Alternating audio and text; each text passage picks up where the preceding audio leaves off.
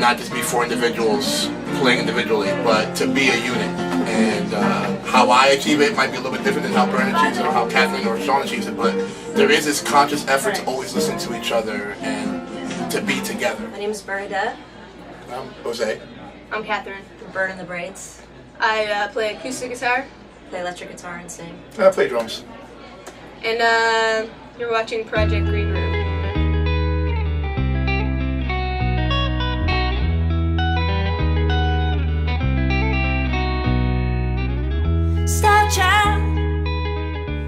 Okay, so we're just basically going to do a little overview of you guys because you're a band on the verge for the Aquarian. So you guys formed in 2008. How did you guys form up and decide you guys wanted to play music together?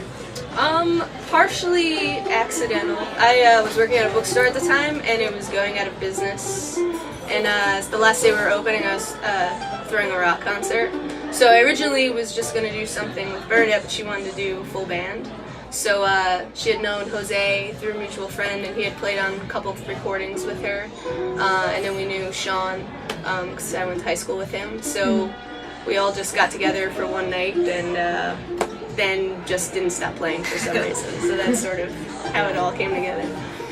And like, how did your sound progress from that day until like what it is now? Was there any genre shifts or? I don't think there are genre shifts. At one time we did have a violin, so I guess that's different now. We're more of a four-piece electric guitar-based band. But I think we just kind of get more comfortable with each other as time goes on, and I think maybe that kind of makes things tighter. But we all come from different musical backgrounds. Like you're into heavy metal, actually. Yeah. Oh wow. As a drummer, so. I think we're sort of a melting pot of influences, and you can kind of hear that come out sometimes.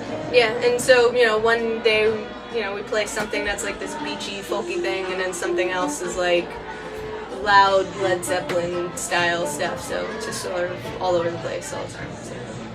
Yeah, I noticed your last album, Swing Shift Maisies, had a lot of that folk influence, like a little like indie pop feel. And you have a new album coming out now, Star Child.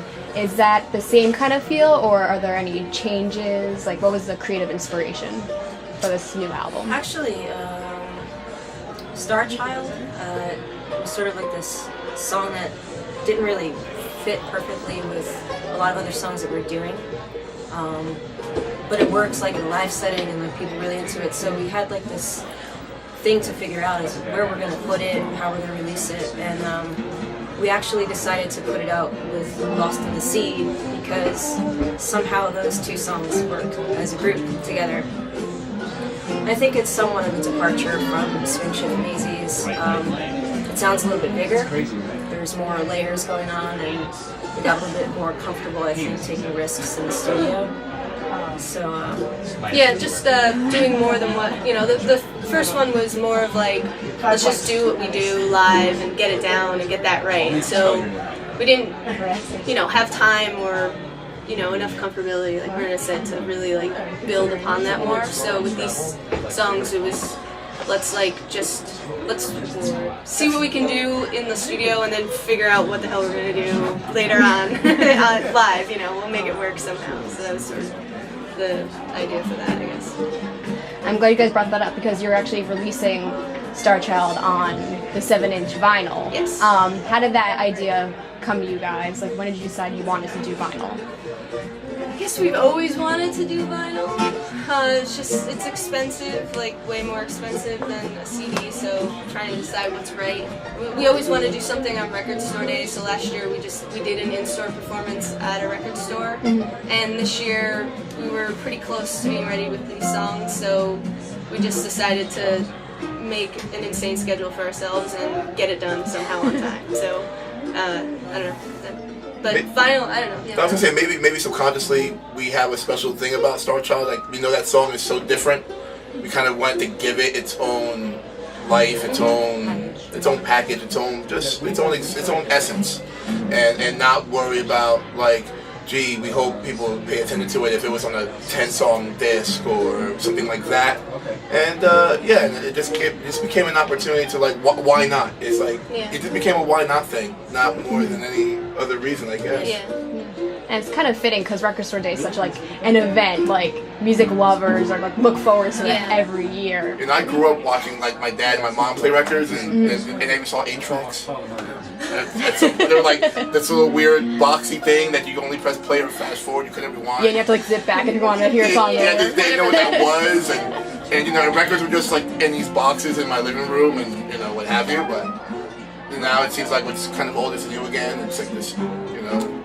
Ironically, it's like cyclical, you know. Exactly. And you know, so I'm definitely not as, I don't know. I guess I'm still trying to catch up to that. I'm like still trying to wrap my head around the idea like, wow, records are cool again. You know, so I'm actually pretty stoked about that. It seems like a lot of even like independent artists are focusing on getting a vinyl out. Like, do you think this is like the next new big thing? I definitely think that a lot of ways it's you know, when you can just get anything digitally anymore, people who are really true fans of music and want to experience music, it's something that they can take home. They, you know, they have to sit down and listen to it and get up and flip it over, and it's more interactive. So I think for listeners, exciting. It's probably filling a void. Maybe that's happening. Yeah, it is very just cold and empty to just like go and download the MP3 and then you're done and that's it. There's no nothing great to look at, nothing to experience while you're doing it. So, and for the artists, like, you know, when we got our test copies in, it was like way more exciting than we thought it would be. We're just nerded out by the fact that it's on so official. vinyl. Yeah, so. I think it's more exciting for the artists to Spread them on the table. And just like look at them. And you're right, baby like photos. it's a whole experience, like you able to take it out of the sleeve and just look at everything. And it's kind of like similar, just like going to a show. You're consciously listening, whereas, you know, I could put my iPod on shuffle and it can play for hours during a party, but when you have records playing, you realize that the record stopped and you gotta go and flip it over. So you're just more actively listening, I think, which is better. Speaking of shows, you guys actually get a lot of attention for your energy and just your overall live performance. What's your mentality? Like, what do you think about that really gets you hyped up when you get out on that stage and you get ready to perform? I like playing with them and then Sean. He's not here. Aw, Sean. We'll put it all out for him. But I mean, that's where it starts, I think, the comfort level, and then otherwise, I think I'm just really appreciative to be able to do music, and at least I feel that way, like every opportunity to sing or express myself, I'm very, very appreciative of that, so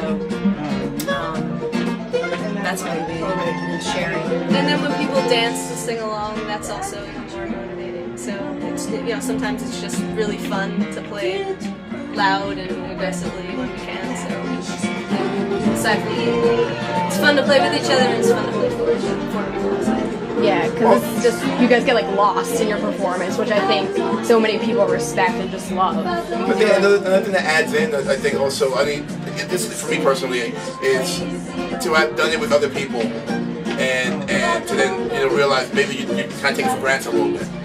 And I know when I personally got involved, it became like this huge blessing. It is a blessing. This whole situation has been a blessing, and to not take it for granted. And I think that goes a long way, and just appreciating it and being in the moment and not saying, you know, not thinking about anything else beyond being in the moment. I don't know if people know this, but I always have to give a fist pound. It's like a psychotic thing I do, but it's my way of like kind of like, I guess we all kind of mentally have our little headspace that we bring to stage, but then yeah, we do find a way, or whether it's conscious or subconsciously, to let everybody else in and be together, and not just be four individuals playing individually, but to be a unit. And how I achieve it might be a little bit different than how Bern achieves it, or how Kathleen or Sean achieves it, but there is this conscious effort to always listen to each other and to be together.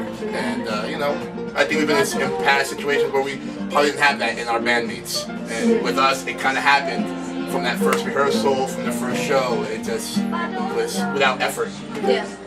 So I think that's what I appreciate. So.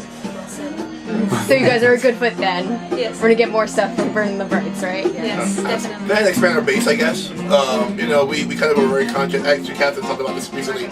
You know, within the band about being comfortable in our hometown area, which was like Montclair, and then we kind of stepped into Hoboken a lot this past year or so, and now we're actually playing Philly a little bit, which is cool.